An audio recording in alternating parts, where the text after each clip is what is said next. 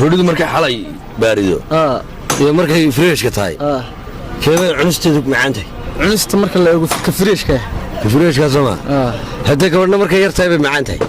waxaad leedahay taa carmalka ma guursadeen adeegeeda ha sidato hadda bakeeris iyo taniyo laga kala jabiyay aniyow may hadda waa ka shakay lahaabaan maxaa dhacay dee naag iswada nin wax doonaa la arki jiray naag wax doontaa yaabkeeday leedahay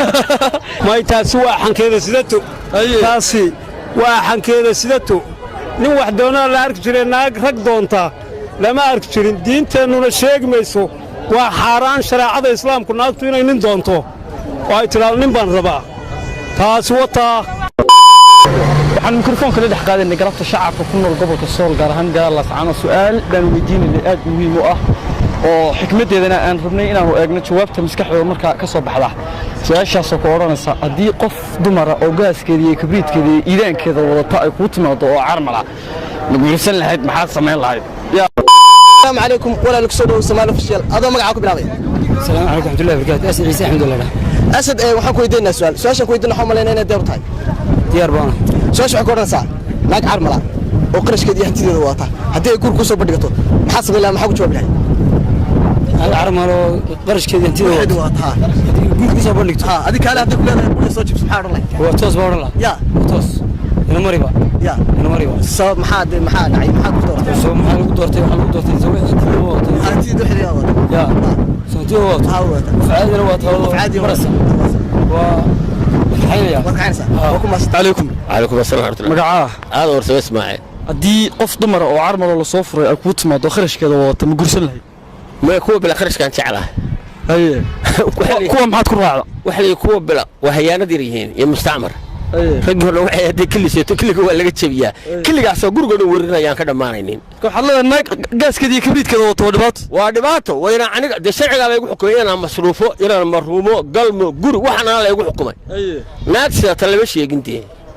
waxaan hore loo arag badleeda waa loo arko nabiga ugu gursay naag xoolo laakiin waxa weeye waxay ku wanaagsan yihiin in adigu reerka maamushay haday gabadhu ay xoolo wato qeyr mas'uul baad ku soo dhacaysaa iyada reerkii biilaysa carruurtii biilaysa automatically waxaad u noqonaysaa qof reer maamushay iska taagan aad iyo haday doonto wax ku dhahaysaa ruuxa anaga meesha keenay ma biilka la isku qabaa biilku wax la goormo ugu wanaagsan ee la bixiyo bari waxay cunayaan caawinaad si sidoo haysid ma sha Allah hadeed $1 gacanta ku haysayo ما شاء الله عليكم السلام ورحمه الله وبركاته kusoo dhaw Somali official waa ku dhaw Somali official hal ma ka tahay su'aasha aan ku weydiin doono hadda saddex wax wanaagsan wax wanaagsan hadii qof dumar oo carmala ay ku soo bandhigato inaad guursato ma ka aqbal lahayd oo gaaskeeda iyo kabriidkeeda wata kharashkeeda hadda adeegeeda wadato ma ka aqbal lahayd guurka wala carmal adeegeedana iyada wata su'aal baan ku weydiinaya roodhidu markay xalay baarido iyo markay freeshka tahay keebay cunisteedu macaan tahay cunista marka la eego ka freeshka sama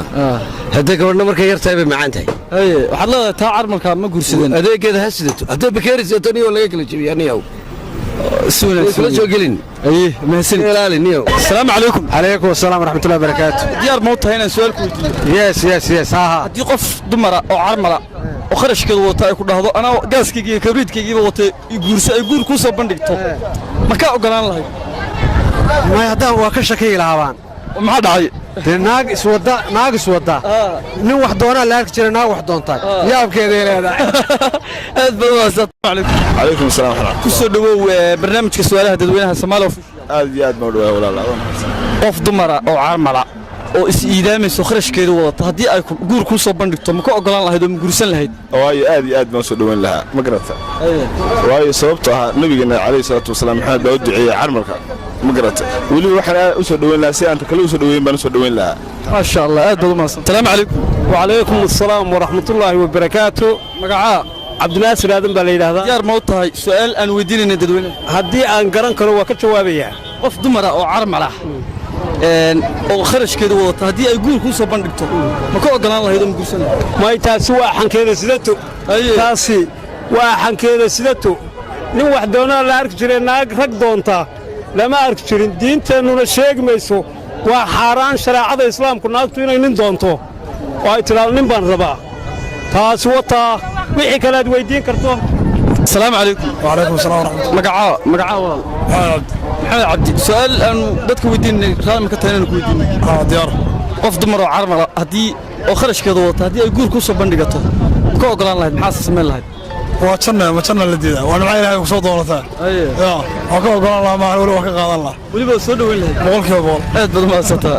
asalaamu calaykum ku soo dhawo barnaamijka su'aalaha dadweynaha. waaleykum salaam wadhawax qof dumar oo carmala oo kharashkeedii sidata haddii ay guur ku soo bandhigato oo is idaamaysa ma ka ogolaan lahayd guurka? oo maxaa ka wanaagsan dee rasuulka u duceeyey waa soo dhaweyn lahaa weliba si wanaagsan haw baad ku dhihi lahayd. haw waa ku dhihi lahaa maasha allah aad baad mahadsantahay. su-aashii ugu dambaysay barnaamijka inaanu ku soo xidhno maxamed rashiid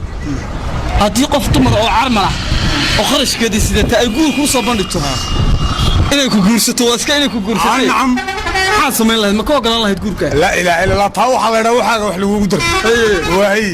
aad iyo aad baan u soo dhaweynaya macaa hadda wixii baadi doona waa ila soo xidhiidhsiinaysaa hadduu alla idmo haddii alla idmo reer buuxataasoo kale waxay dhahaan waan ka dhawaansan lahaa